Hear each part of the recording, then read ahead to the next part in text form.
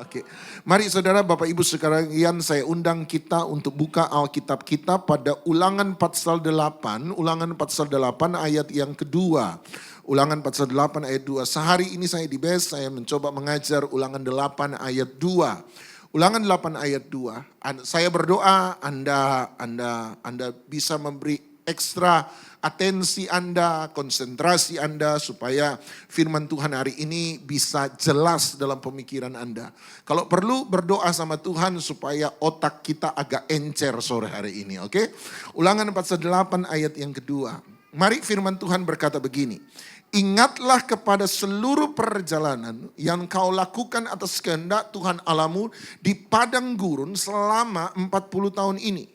Dengan maksud dia merendahkan hatimu dan mencobai engkau untuk mengetahui apa yang ada dalam hatimu. Yakni apakah engkau berpegang pada perintahnya atau tidak.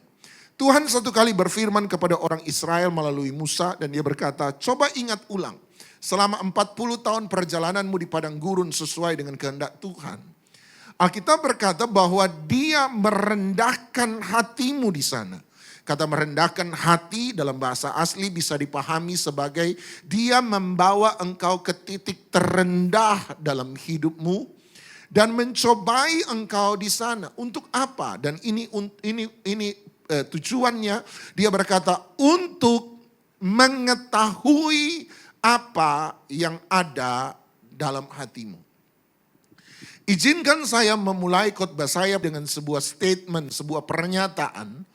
Berdoa Anda bisa menerima statement ini. Kalau Anda belum bisa menerima, semoga penjelasan saya berikut bisa membuat Anda menerima statement saya ini. Kalaupun tidak, maka 30 menit ke depan, 40 menit ke depan adalah penderitaan bagi Anda. Tetapi mari saya mulai statement saya, kalimat saya, khotbah saya dengan statement ini. Keadaan ada bukan untuk membentuk kehidupan seseorang. Tetapi keadaan ada hanya untuk menunjukkan siapa orang itu sesungguhnya. Sekali lagi, keadaan ada bukan untuk membentuk kehidupan seseorang. Artinya hidup Anda dan saya bukanlah produk dari keadaan kita. Kehidupan Anda dan saya bukanlah produk dari masa lalu kita bahkan. Keadaan ada hanya untuk menunjukkan siapa kita sesungguhnya. Sebab Alkitab tadi berkata bahwa dia membawa engkau ke titik terendah dalam hidupmu. Mencobai engkau di sana, mengalami keadaan yang sulit. Hanya untuk mengetahui apa yang ada dalam hatimu. Keadaan ada bukan untuk membentuk hati kita. Keadaan ada untuk menunjukkan isi hati kita yang sesungguhnya. Waktu Ahok masih jadi gubernur Jakarta, kalimat ini sering diulang-ulang oleh Ahok. Dia mengutip dari seorang yang bernama Benjamin Franklin kalau saya tidak salah. Dan dia berkata begini, kalau Anda mau tahu siapa orang itu sesungguhnya.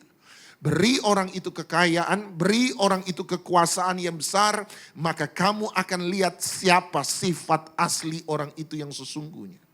Berarti dengan kalimat sederhana, Benjamin Franklin berkata bahwa keadaan tidak pernah membentuk seseorang. Keadaan hanya menunjukkan siapa kita sesungguhnya.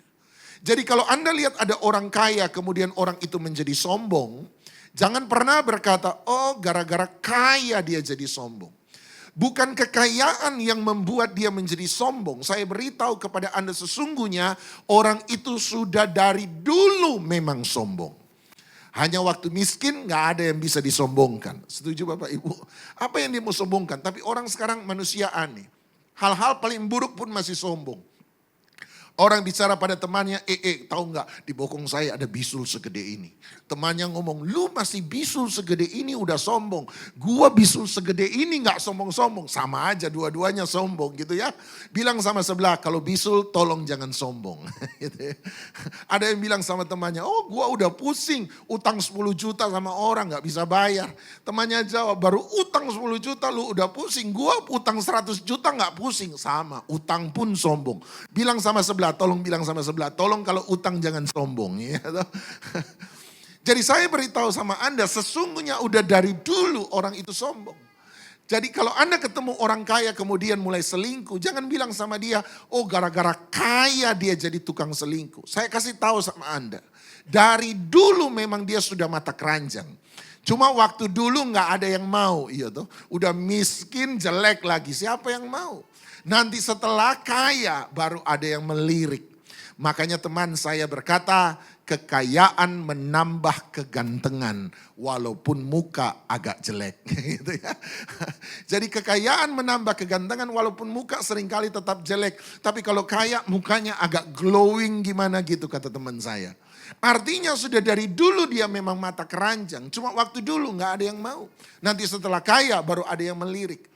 Keadaan artinya tidak pernah membentuk siapa kita sesungguhnya. Keadaan hanya menunjukkan apa yang ada dalam hidup kita. Siapa kita yang ada dalam hati kita. Coba Anda lihat 1 Petrus pasal 1 ayat yang ke-7. Saya berdoa supaya Anda berkata, Pak Doni sembarang mentafsirkan ayat. No, coba Anda lihat 1 Petrus 1 ayat ke-7. Dengan nada serupa, Petrus berkata begini, maksud semuanya itu. Apa arti semuanya itu di situ? Apa arti kata semuanya itu? Mari Anda mundur 1 ayat ke belakang, ayat 6. Di mana Petrus sementara berkata, walaupun untuk sementara waktu engkau harus menderita karena berbagai-bagai pencobaan. Maksud dari semuanya itu. Jadi kata semuanya itu di ayat 7. Berasal dari ayat 6. Berarti bicara soal pencobaan, tantangan, persoalan, keadaan yang sulit. Sama-sama bilang keadaan. Dia berkata maksud dari keadaan, masalah, tantangan, rintangan, persoalan yang sulit.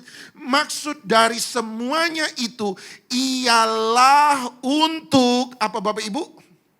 Membuktikan kemurnian imanmu.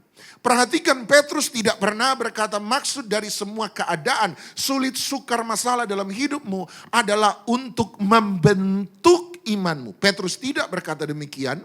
Petrus berkata maksud dari sebuah keadaan yang kamu alami adalah untuk membuktikan. Keadaan, sama-sama bilang keadaan, hanyalah corong untuk memberitahukan kepada semua orang kualitas iman saya yang sesungguhnya.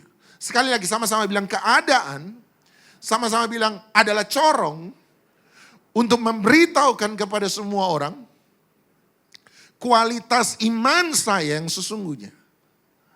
Keadaan ada bukan untuk membentuk iman. Keadaan ada untuk membuktikan iman. Anda masih ingat kitab Ayub? Kitab Ayub adalah kitab dalam Alkitab yang mencoba menjawab satu pertanyaan. Pertanyaannya bukan tentang mengapa manusia menderita, bukan itu. Pertanyaan yang coba dijawab oleh Ayub adalah mengapa orang benar menderita. Anda lihat sebab bagi kita kalau orang jahat menderita itu hal yang biasa, itu hal yang wajar. Kejahatan membawa seseorang pada penderitaan. Kejahatan membawa seseorang pada hukuman. Kesalahan membawa orang pada penghakiman. Bagi kita tidak heran orang jahat mengalami penderitaan. Sebab masalah adalah buah dari kesalahan. Sama-sama bilang masalah adalah buah dari kesalahan. Di mana ada kesalahan, di situ ada masalah. Oleh sebab itu kita tidak heran kalau orang yang salah mengalami penderitaan. Orang berdosa mengalami penghakiman. Orang yang jahat kemudian dihukum. Bagi kita no problem.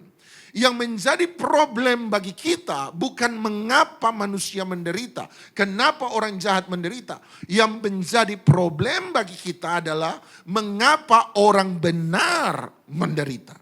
Kenapa orang baik menderita? Kenapa orang jahat diberkati? Itu yang menjadi problem bagi kita. Kitab Ayub adalah kitab yang mencoba menjawab salah satu pertanyaan di sana. Yaitu mengapa orang baik menderita? Kenapa orang benar menderita? Dan kitab Ayub dimulai dari Ayub pasal 1 ayat ke-1 kata Alkitab. Ada seorang bernama Ayub yang saleh, jujur dan takut akan Tuhan. Kemudian Alkitab membawa kisah ini ke sorga. Di mana di sorga Tuhan berjumpa dengan malaikat-malaikatnya dan setan ada di sana. Tuhan kemudian melihat setan, Tuhan berkata, "Tan, mari kemari." Setan datang dan setan bertanya, "Ada apa?" Tuhan berkata, "Setan, dari mana saja kamu?" Setan berkata, "Dari keliling-keliling bumi." Tuhan kemudian bertanya, "Kalau kamu keliling-keliling bumi, sudahkah engkau melihat hambaku Ayub, seorang yang saleh, jujur dan takut akan Tuhan?" Perhatikan apa yang dikatakan setan berikutnya. Setan berkata, "Kenapa engkau berkata Ayub itu saleh? Hanya karena Tuhan bilang dia saleh, maka saya harus percaya bahwa Ayub adalah orang yang saleh. Hanya karena Tuhan bilang dia jujur, berarti saya harus menerima bahwa Ayub adalah orang yang jujur. Hanya karena Tuhan bilang dia takut akan Tuhan, itu sebabnya saya harus terima bahwa Ayub adalah orang yang takut akan Tuhan." Anda lihat, bagi kita yang percaya, mudah bagi kita menelan mentah-mentah semua yang Tuhan katakan. Tapi tidak dengan setan. Setan selalu mempertanyakan semua yang Tuhan katakan. Setan berkata, "Kenapa engkau bilang dia saleh? Dari mana saya tahu bahwa Ayub itu saleh? Hanya karena Tuhan bilang dia saleh, maka dia jadi saleh. Hanya karena Tuhan bilang dia jujur, maka dia jadi jujur. Hanya karena Tuhan bilang dia takut akan Tuhan, maka saya harus terima bahwa dia adalah orang yang takut akan Tuhan." Perhatikan, kalimat berikut adalah alasan mengapa Ayub menderita. Setan kemudian berkata, "Coba dulu dong, uji dulu dong. Mari ambil semua yang engkau berikan daripadanya. Angkat tangan perlindungan daripadanya. Mari kita buat dia menderita. Mari kita lihat apakah dia masih tetap saleh seperti yang engkau katakan. Apakah dia masih tetap jujur seperti yang engkau katakan. Apakah dia masih tetap takut akan Tuhan seperti yang engkau katakan." Jadi apa jawaban kitab Ayub terhadap penderitaan orang benar? Jawaban kitab Ayub sama seperti Petrus. Ayub menjawab bahwa masalah keadaan, penderitaan adalah corong untuk membuktikan kemurnian iman seseorang. Keadaan ada bukan untuk membentuk iman. Keadaan ada untuk membuktikan iman. Ketika Tuhan mendeklarasikan Anda dan saya sebagai orang beriman, setan akan selalu berkata, "Coba dulu dong, buktikan dulu dong. Mari kita lihat apakah dia akan beriman. Mari kita lihat apakah dia benar-benar orang beriman." Ketika Tuhan berkata bahwa kita orang kudus, setan berkata, "Mari kita coba, mari kita buktikan apakah dia akan benar-benar kudus." Kehidupan orang beriman harus selalu dicobai, harus selalu dibuktikan untuk menunjukkan kualitas iman kita yang sesungguhnya. Sama-sama bilang keadaan, sama-sama bilang adalah corong untuk memberitahukan kepada semua orang kualitas iman saya yang sesungguhnya. Nah, kalau Anda bisa terima ini, bahwa keadaan tidak pernah membentuk seseorang, keadaan hanya menunjukkan siapa orang itu sesungguhnya, maka pertanyaan berikut yang coba saya jawab adalah, kalau begitu, apa yang membentuk pribadi seseorang? Apa yang membentuk karakter saya? Apa yang membentuk iman saya? Kalau bukan keadaan yang membentuk iman, bukan keadaan yang membentuk karakter, manusia bukan produk dari sebuah keadaan, terus apa yang membentuk iman saya? Apa yang membentuk karakter saya? Sebelum saya mencoba menjawab pertanyaan itu, sabar dengan saya, ada satu pertanyaan yang harus lebih dahulu kita jawab bersama-sama. Sebelum saya menjawab pertanyaan tadi, apa yang membentuk iman seseorang, pertanyaan saya adalah, apa itu iman? Saya tidak bicara soal definisi, saya bicara soal substansi iman, esensi iman, wujud iman. Artinya begini, artinya supaya Anda tidak pusing. Kapan seseorang saya bisa sebut sebagai orang beriman? Kapan seseorang saya berkata, oh dia orang beriman? Kapan? Apakah ketika ada altar call, orang itu maju ke depan, berkata dalam doa orang berdosa, ampuni saya Tuhan, saya orang berdosa, saya mengaku saya orang berdosa, saya mau menerima Yesus sebagai Tuhan dan Juru Selamat, dia yang sudah mengampuni. Kapan seseorang disebut orang beriman? Waktu dia mengaku. Apakah pengakuan adalah menjadi wujud dari iman? Ketika seseorang mengucapkan kalimat syahadat tertentu dari sebuah agama, maka dia kemudian dianggap untuk beriman? Atau apa? Oh, dia beriman, Pak, sebab tiap hari Minggu dia ke gereja. Dia beriman sebab dia bawa Alkitab, dia baca Alkitab. Apakah tindakan seseorang membuat orang itu menjadi orang beriman? Apakah tindakan seseorang membuat orang itu menjadi orang percaya? Apakah ketika dia melakukan sesuatu, maka kemudian dia disebut orang beriman? Jangan salah mengerti dengan saya. Dalam iman ada pengakuan, dalam iman ada tindakan. Tetapi menurut saya, apa itu iman? Apa wujud iman? Apa substansi iman yang sesungguhnya? Nah, untuk menjawab pertanyaan itu saya ajak Anda pada Ibrani 11 ayat 17.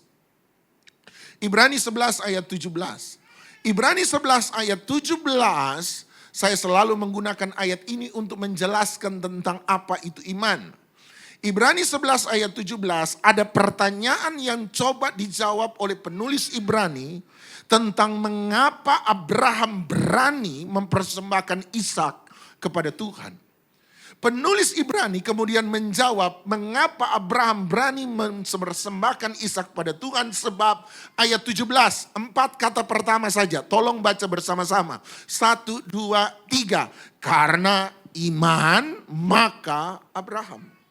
Berarti pertanyaan kenapa Abraham bisa mempersembahkan Ishak kepada Tuhan? Jawaban penulis Ibrani adalah sebab Abraham beriman. Tapi Anda lompat ayat 19, pertanyaan yang sama ayat 19, tetapi jawabannya sedikit berbeda. Tetap untuk menjawab pertanyaan kenapa Abraham berani mempersembahkan Ishak pada Tuhan. Ibrani 11 ayat 19, 3 kata pertama saja kita baca bersama-sama. 3 kata pertama, 1, 2, 3. Karena dia berpikir. Ibrani 11:17 berkata karena Abraham beriman. Tetapi Ibrani 11 ayat 19 berkata karena Abraham berpikir. Berarti apa itu iman? Sederhana. Iman adalah cara berpikir. Substansi iman yang sesungguhnya, iman adalah cara berpikir. Kalau iman adalah cara berpikir, maka untuk menjawab pertanyaan apa yang membentuk iman seseorang menjadi mudah. Kalau iman adalah cara berpikir, maka yang membentuk iman adalah apa yang kita pikirkan. Itu sebabnya Roma 10 ayat 17 sekarang saya bisa mengerti. Kenapa Roma 10:17 berkata iman timbul dari pendengaran dan pendengaran akan firman Tuhan. Kenapa iman timbul dari pendengaran? Iman timbul bukan dari keadaan, iman timbul dari pendengaran. Kenapa iman timbul dari pendengaran? Sebab apa yang Anda dengar membuat Anda berpikir. Berarti iman adalah cara berpikir, dan sebagai cara berpikir maka iman hanya dibentuk oleh pikiran kita. Berarti manusia bukanlah produk dari keadaan. Manusia, Anda dan saya adalah produk dari apa yang kita pikirkan ketika kita mengalami sebuah keadaan.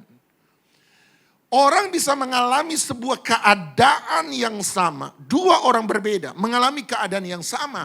Tetapi mereka bisa mengambil 2 keputusan yang berbeda. Sebab cara berpikir mereka berbeda. Manusia sekali lagi bukan produk dari keadaan, tapi adalah produk dari apa yang kita pikirkan. Coba Anda lihat Amsal pasal yang ke-27, Amsal pasal 27 ayat 19. Amsal 27 ayat 19, seperti air mencerminkan wajah, demikianlah hati manusia mencerminkan manusia itu sendiri. Manusia adalah wujud dari apa yang ada dalam hati kita. Dari apa yang kita pikirkan, apa yang kita rasakan. Amsal 23 ayat 7. Amsal 23 ayat 7. Sebagaimana seseorang mengadakan perhitungan dalam dirinya sendiri, demikianlah ia. As a man think in himself. Sebagaimana manusia berpikir dalam dirinya sendiri, so is he. Demikianlah dia. Pernah Anda mengalami ketika Anda disakiti orang, tiba-tiba seperti ada perbincangan dalam kepala Anda.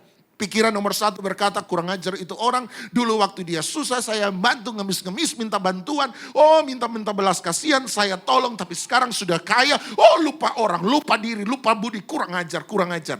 Tiba-tiba ada pikiran kedua berkata, oh ampunilah orang yang bersalah kepadamu seperti yang Yesus katakan untuk mengampuni. Tiba-tiba Anda berkata, pikiran pertama berkata, iya kalau pantas diampuni. Iya kalau pantas dimaafkan, saya maafkan. Tapi orang ini tidak pantas diampuni. Pernah Anda alami itu? Pikiran mana yang menang dalam otak Anda, itulah yang Anda lakukan, itulah Anda. Amin. Manusia adalah produk dari apa yang kita pikirkan. Manusia adalah hasil dari pemikiran. Dengar, Anda boleh mengalami keadaan yang buruk. Tetapi selama prosesor pikiran Anda baik, maka tindakan keputusan yang Anda ambil tetap adalah tindakan keputusan yang baik. Yang setuju katakan amin. Tapi Anda di satu sisi boleh mengalami sebuah tindakan yang baik. Anda boleh mengalami sebuah keadaan yang baik. Tetapi selama prosesor Anda buruk, maka keputusan dan tindakan yang Anda ambil akan selalu buruk.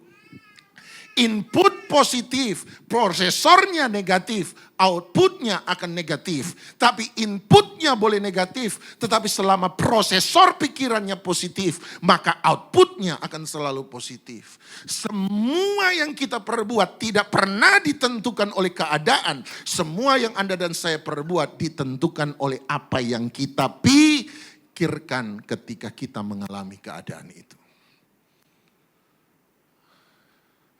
Tidak ada yang bilang amin, padahal sudah keringatan, urat leher keluar. Efesus 3 ayat 20. Efesus 3:20.